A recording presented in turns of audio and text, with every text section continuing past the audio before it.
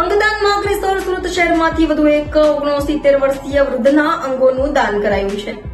Organ donor city તરીકે સુરતનું નામ રોશન થઈ રહ્યું છે, ત્યારે સુરતમાં ફરી અંગદાન થકી માનવતા મહેકાવાઈ છે. સુરતના પાસોદરાના 69 વર્ષીય વૃદ્ધના અંગોનું દાન કરાયું હતું, જેમાં વૃદ્ધના લીવર, 2 કિડની અને હાથ તેમજ ચક્ષુદાન કરાયું હતું.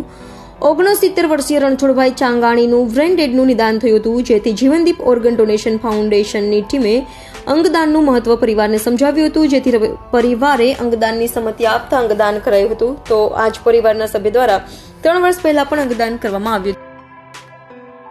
Vipul Talaviya, Jivandeep organ donation foundation, Surat. ગતરોજ પીપી સવાણી હોસ્પિટલ ખાતેથી ડોક્ટર જિગ્નેશ ગંગડીયા સાહેબનો ફોન આવ્યો હતો. અમારે ત્યાં એક 68 વર્ષીય દાદા છે, જેઓ બ્રેન ડેડ છે, આપ આવો તો પરિવારજનોને મળીએ અને અંગદાન માટે સમજાવીએ. ચાંગાણી પરિવારના રણછોડભાઈ દ્વારા 6 અંગોનું દાન કરવામાં આવ્યું છે. 6 લોકોને નવજીવન મળ્યું છે. 1 હાથ, 2 કિડની, 1 લીવર, 2 ચક્ષુઓનું દાન થયું છે. આ પરિવારમાંથી અગાઉ એમના રિલેટિવ હળદુ પરિવારની એક દીકરીને કિડની મળેલી છે, તેમજ એમના એક રિલેટિવ તળાવિયા પરિવાર છે, તેમને પણ 6 મહિના અગાઉ લીવર ટ્રાન્સપ્લાન્ટ થયેલું છે IKDRC હોસ્પિટલ અમદાવાદ ખાતે.